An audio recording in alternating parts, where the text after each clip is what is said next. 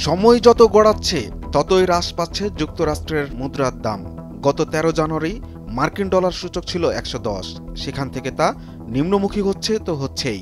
সবশেষ ১৬ মে যা নেমে এসেছে ১০০-তে। সেই হিসাবে প্রায় ৪ মাসে ইন্ডেক্স নিম্নগামী হয়েছে ১০। এই ধারা অব্যাহত থাকলে মুদ্রাটির পতন অবশ্যম্ভাবী। ইতোমধ্যে অনেক বিশ্লেষক মার্কিন ডলারের শেষ দেখে ফেলেছেন। তারা বলছেন এবার মুদ্রাটির রাজত্ব শেষ।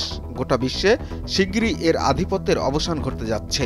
নেপথ্যে অনুঘটক হিসেবে কাজ করছে একাধিক ফ্যাক্টর। সেগুলো তুলেও ধরেছেন বিশেষজ্ঞরা। তাতে ইউএস ডলারের অবমূল্যায়ন স্পষ্ট ফুটে উঠেছে। ২০২৪ সালে বিশ্বব্যাপী কেন্দ্রীয় ব্যাংকগুলোর বৈদেশিক মুদ্রার রিজার্ভে ডলারের অংশ রেকর্ড হ্রাস পেয়েছে। ১৯৯৫ সালের পর যা সর্বনিম্ন। এখন সেগুলোর রিজার্ভে মার্কিন মুদ্রার পরিমাণ ৫৭.৮%। ২০০০ সালে যা ছিল ৭০%।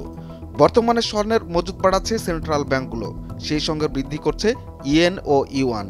ফলশ্রুতিতে ডলারের অবনমন ঘটছে। ইতোমধ্যে সৌদি আরবের সঙ্গে স্বর্ণের বিনিময়ে তেল চুক্তি সই করেছে চীন।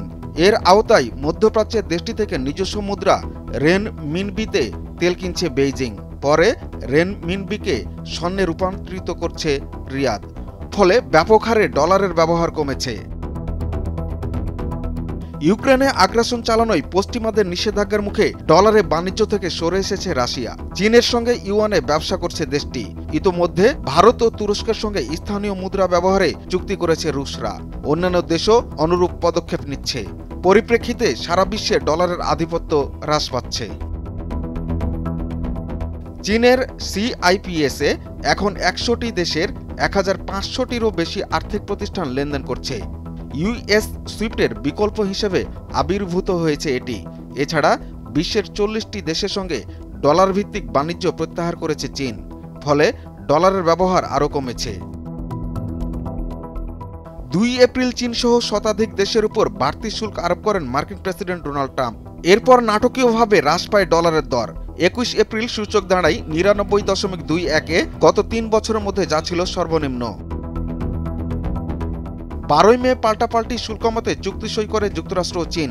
এতে বাণিজ্য যুদ্ধ প্রশমিত হয়। অনেকেই ধারণা করেছিলেন এবার চাঙ্গা হবে বিশ্ব অর্থনীতি। কিন্তু ট্রাম্পের শুল্ক আরোপে এরই মধ্যে দুনিয়া জুড়ে সরবরাহ শৃঙ্খল ব্যাহত হয়ে পড়েছে। ফলে ডলারের চাহিদা কমেছে। অর্থনীতিবিদরা বলছেন ট্রাম্পের শুল্ক আরোপে যুক্তরাষ্ট্র থেকে মুখ ফিরিয়ে নিয়েছে মিত্র দেশগুলোও।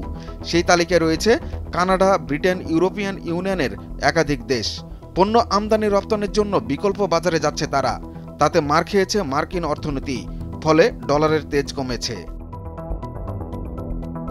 ব্রিক্সভুক্ত ব্রাজিল, রাশিয়া, ভারত, চীন ও দক্ষিণ আফ্রিকা বাণিজ্যের জন্য নিজস্ব মুদ্রা চালুর প্রচেষ্টা চালাচ্ছে। সেটা আলোর মুখ দেখলে আরও মুখ থুবড়ে পড়বে মার্কিন ডলার। দুরুল হক, ভোরের কাগজ।